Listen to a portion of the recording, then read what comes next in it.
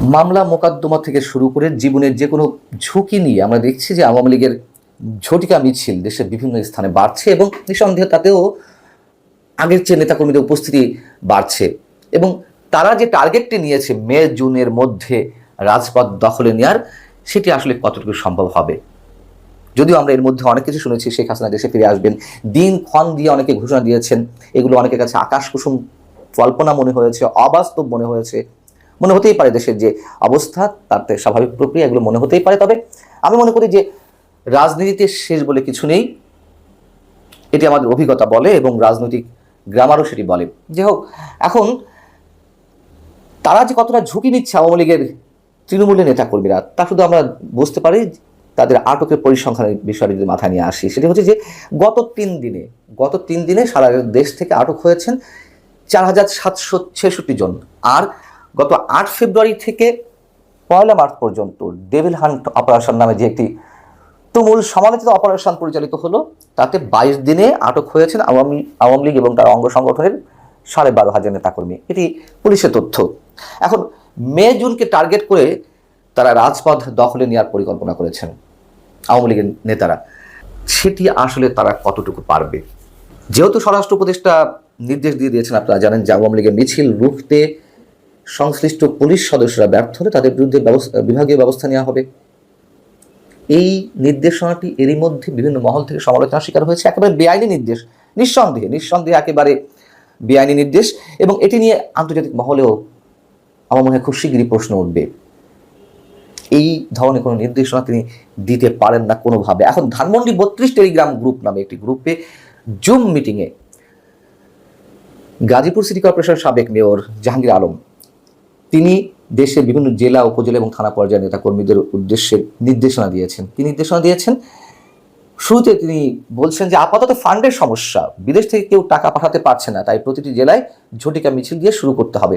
কি হাস্যকর একটি কথা, আমি সে বিষয়ে পরে আসছি।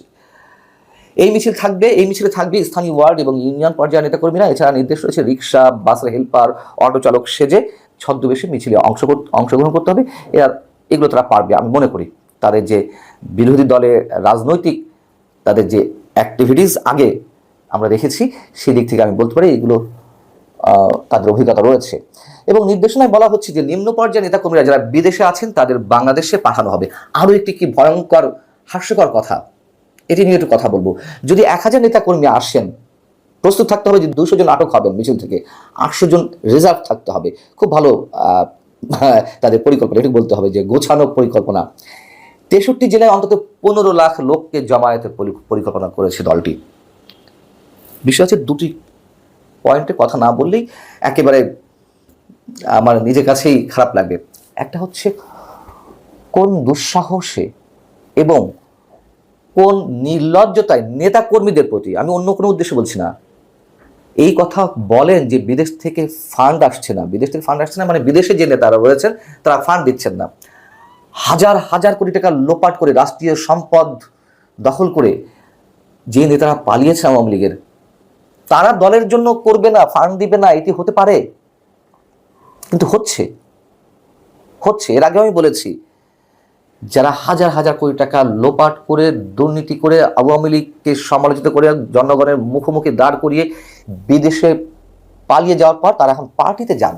আর নেতাকর্মীরা, তৃণমূলের নেতাকর্মীরা জীবনের ঝুঁকি নিয়ে রাজপথে নেমে আসেন। আর একটা কি নির্দেশনা দিয়েছেন, মানে তিনি জানিয়েছেন যে পরিকল্পনা রয়েছে বিদেশের নিম্ন স্তরের আওয়ামী লীগের নেতাকর্মীদের দেশে ফিরিয়ে আনা হবে এই ধরনের আন্দোলনের জন্য। কেন? যারা দুধের শটটুকু খেয়েছেন, একটু আগে যাদের কথা বলছিলাম, চোর, ছাচ্চোর, বদমাইশ, ডাকাত, দুর্নীতিবাজ যারা পালিয়ে গেছে, তাদের কাউকে আনতে পারেন না আপনারা দেশে?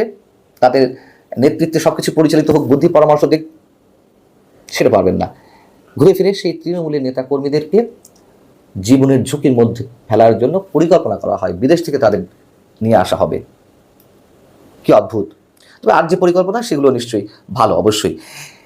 এদিকে সরকার যেমন যুদ্ধংদেহী একটি পরিকল্পনা নিয়ে আছে, মানে প্রকাশ্যে বলছে যে আওয়ামী লীগের নেতাকর্মীরা যেখানে নামবে সেখানেই তাদের আটক করা হবে, তাদের বিরুদ্ধে ব্যবস্থা নেওয়া হবে। ঠিক সরকারের kings party, NCP, national citizen party বা জাতীয় নাগরিক পার্টির মানে এই যে দলের বিপ্লবীরা, তারা তো নিজেদেরকে বিপ্লবী মনে করে। এই বিপ্লবীরা আবার আওয়ামী লীগকে ঠেকানোর জন্য রাজপথে সোচ্চার হয়েছে এবং হচ্ছেন।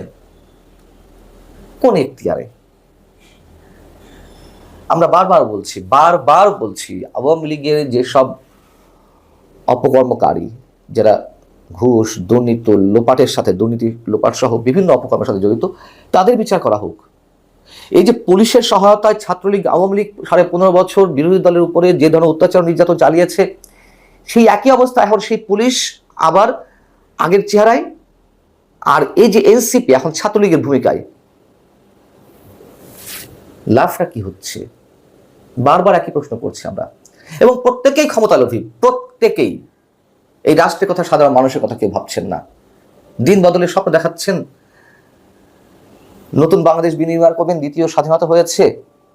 স্বাধীনতা একটাই, আরো অনেকে বলছেন, আমিও সেই একই সুরে কথা বলতে চাই, স্বাধীনতা একটাই। কিন্তু নতুন বাংলাদেশ গড়ার কথা বলে ভণ্ডামির কোনো প্রয়োজন নেই। বলেন আপনারাও সিলেক্ট একটা রাজনৈতিক দল, আপনারাও অপরাজনৈতিক সংস্কৃতির জায়গা থেকে এগুলোর মুখোমুখি দাঁড়াবেন, আওয়ামী লীগের মুখোমুখি দাঁড়াবেন, বলুন না, আমাদের কোনো আপত্তি নেই। কিন্তু এগুলো করে কোনো লাভ হবে না। যদি আওয়ামী লীগকে নিষিদ্ধের যে দাবি উঠেছে সেটিও করা হয়, আওয়ামী লীগ এভাবেই রাজপথে নামবে। এবং আমি বরাবরই বলে আসছি, নিষিদ্ধ করে কোনো লাভ হবে না, এবং আওয়ামী লীগ আবারও তার অবস্থান সুসংগঠিত করবে, সময় লাগবে। যেমন বিএনপি মার গুতা খেয়ে তারপরেও তো রাজপথে ছিল, হয়তো তুমুল কোনো আন্দোলন গড়ে তুলতে পারেনি, আবারও সেই সরকারি হামলা, পুলিশি হামলা, সরকারি দলে ক্যাডারদের হামলা ছিল তো। বিএনপি তুলনা হয়তো আওয়ামী লীগ আরো প্রাচীন দল, সবই বুর্জুয়া শক্তি,